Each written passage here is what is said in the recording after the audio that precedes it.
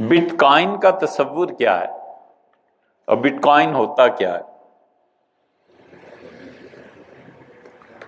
عمومی طور پہ اس کے ناجائز ہونے کا فتویٰ دیا گیا۔ اللہ تعالیٰ کی توفیق سے کچھ بٹ کائن پہ ہم نے تھوڑا بہت پڑھا، اور جو سوالات ذہن میں پیدا ہوئے تھے وہ بعض مفتی حضرات سے بھی کہا کہ حضرت اس سوال میں یہ کون سے مطلب کیوں بٹ کائن ناجائز؟ تو صرف ہماری رائے ہے، اس پہ آپ نہ عمل کریں، دوسروں سے پوچھیں بسم اللہ اور 1000 بار بسم اللہ، کوئی حرج نہیں ہے، لیکن ہماری رائے یہ ہے کہ پڑھنے کے بعد اندازہ ہوا کہ بٹ کائن جائز، اس میں تجارت کرنی چاہیے، کی جا سکتی ہے۔ مسئلہ یہ ہوتا ہے کہ جب ٹائم چینج ہوتا ہے اور بڑے بڑے مسائل سر اٹھاتے ہیں، اور آ کر جب یہ ساحلیں یہ لہریں ساحل سے ٹکراتی ہیں تو ہمارے پاس کشتی نہیں ہوتی، ہم ڈوبتے ہیں۔ پھر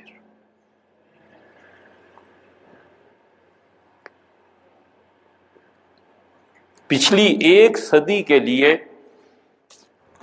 یورپ نے، امریکہ نے کم سے کم 250 سال محنت کی ہے، اس لیے پچھلی صدی میں بالکل انہوں نے تصورات ہی بدل دی ہیں۔ پچھلی صدی میں انسان تھا، اب وہ انسان ہی نہ رہے، اور خاص طور پہ پھر اس 1985 کے بعد جو تبدیلی آئی ہے اس نے تو صدیوں کے فاصلے منٹوں میں طے کرا دی۔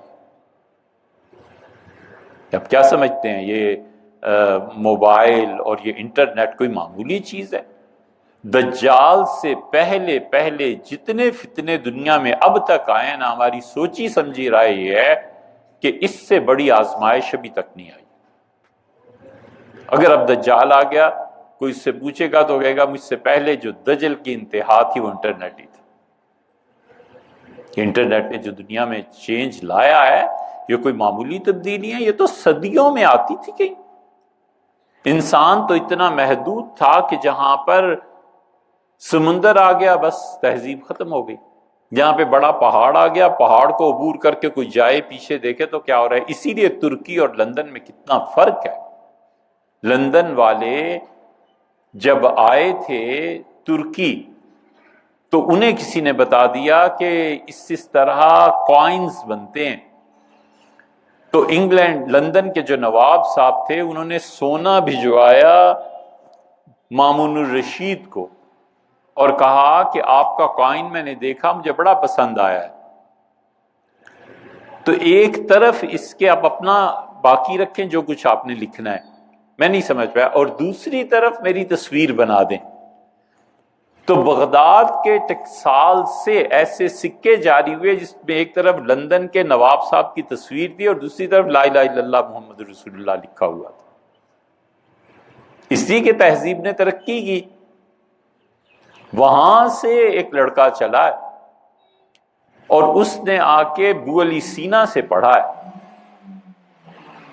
ابو علی سینا کوئی معمولی آدمی تھا، سب سے پہلا آدمی ابو علی سینا، اور دوسرا آدمی شیخ الاشراق شہاب الدین سہروردی مقتول، اور تیسرا آدمی ملا صدرہ۔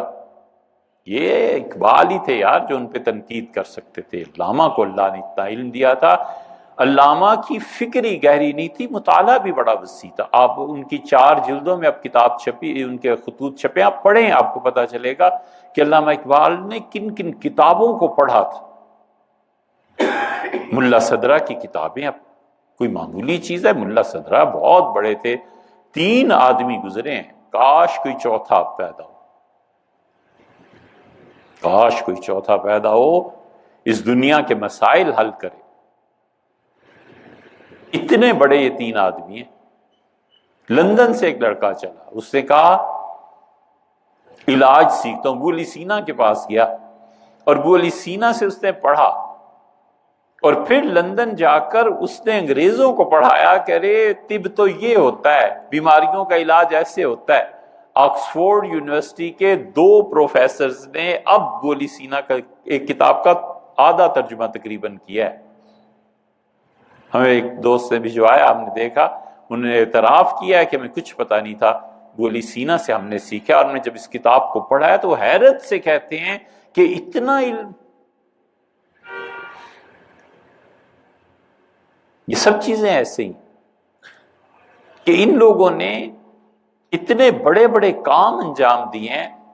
تو جتنی بھی یورپ سے اٹھنے والی پچھلی 3 صدیوں میں چیلنجز ہے نا، یہ لہروں کی طرح آ کر ٹکرائے ہیں اسلام سے، اسلام تو نہیں، مسلمانوں سے، اور ہم اس کا جواب نہیں دے سکے، ہمارے پاس کشتی نہیں تھی۔ ٹیلی ویژن آیا،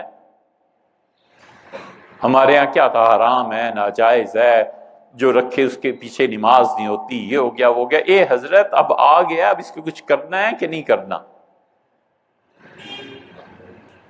آپ دیتے رہے فتوے حرام ہے اور ناجائز ہے، لیکن اس کا کوئی پازیٹیو یوز، اب کیا پازیٹیو یوز ہوا؟ 150 سال کے فتووں نے بالکل کچھ نہیں کیا، راستہ نہیں روک سکے، اور ٹی وی ہر گھر میں آ کے رہا۔ ہم پہلے ہی اس کا کوئی پازیٹیو حل نکال لیتے تو پھر کیا تھا؟ حرام ہے کہ بالکل یہ موبائل نہیں رکھنا، اچھا صاحب بالکل ٹھیک، ہم یہ بھی تو کہہ سکتے ہیں کہ بیٹے تعلیم کے وقت میں نہیں رکھنا، بالکل غلط ہے، آپ تعلیم کے دور سے گزر رہے ہیں۔ اب علی الاطلاق جب اسے حرام کہتے ہیں تو جو بیچتا ہے اس کی کمائی کا کیا ہوگا؟ فتوے کی امپلیمنٹیشنز جہاں جہاں ہو رہی ہوتی ہیں نا، مفتی کے لیے فرض ہے کہ اس کو سامنے رکھے کہ میرے اس فتوے سے معاشرے میں تبدیلی کیا آئے گی، اچھی یا بری۔ یورپ سے تھوڑی چیزیں آئیں، فرانس نے پابندی لگا دی کہ دنیا میں کسی عورت کو باندی نہیں بنایا جائے گا۔ بالکل ٹھیک ہے جناب، اس کا آلٹرنیٹ آپ نے سوچا ہے کہ کیا ہوگا؟ باندیاں نہیں ہوں گی تو یہ جو 16-18 سال سے لے کے 60 سال کی عمر ہے تقریباً، اس سارے عرصے میں باندیاں بھی نہیں ہوں گی، اور بیوی ویسے ہی نفرت کرنے لگے گی یا وہ اس عمل سے گریز کرے گی، تو اس کا نتیجہ آپ نے حل کیا دیا ہے یار؟ حل بتاؤ نا۔ یہ چیلنجز ہیں جو اس معاشرے نے دیے، اور ان چیلنجز کا مقابلہ نہیں کر سکتے۔ علامہ اقبال نے ایک شعر میں پورے فلسفے کی بات کیا، انہوں نے کہا طرز کہن پہ اڑنا، آئین نو سے ڈرنا، منزل یہی کٹھن ہے قوموں کی زندگی میں۔ یہاں پہنچ کے مجتہدانہ بصیرت کی ضرورت پیش آتی ہے۔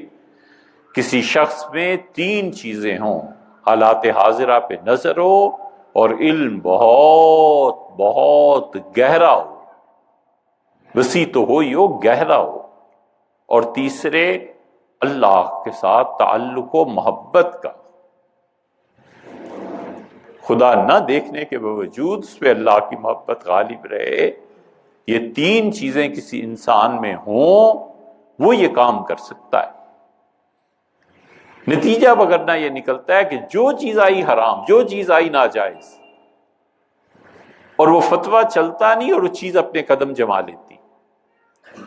بس آخری بات اس سلسلے میں، یہ جو بٹ کوائن کے آپ کر رہے ہیں، ہم نے جب سے پڑھا تو میں اندازہ ہوا کہ یہ جائز ہے نہیں، اس کی مخالفت ایسے ہونی چاہیے، حل نکالنا چاہیے۔ اس میں گرچہ بعض سودی مسائل پیش آتے ہیں، لیکن ان سودی مسائل کو اب حل کون کرے؟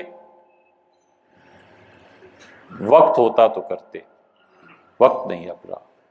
وقت ہوتا کہ 20 سال پہلے یہ مسئلہ ہوتا تو ہم اس پہ ضرور بات کرتے، لیکن اب وقت نہیں رہا، پتہ نہیں کب دنیا سے جائیں۔ یہ جب نوٹ آیا ہے نا، اس وقت یہ کیفیت آ گئی تھی، کیونکہ مسلمان ہندو سب عادی تھے سونے چاندی کے سکوں کے۔ قلعہ معلیٰ دہلی میں ٹکسال لگی ہوئی تھی سکوں کی، سکے چلتے تھے ہمیشہ۔ نوٹ کس نے دیکھا تھا؟ جب نوٹ آیا تو اس وقت علماء میں مصیبت، انہوں نے کہا جی نوٹ حرام ہے، جائز ہی نہیں ہے، اس لیے کہ سکہ اس میں وزن ہے، نوٹ میں کیا وزن ہے؟ اور نوٹ کینسل کر دیں تو آپ کی رقم گئی۔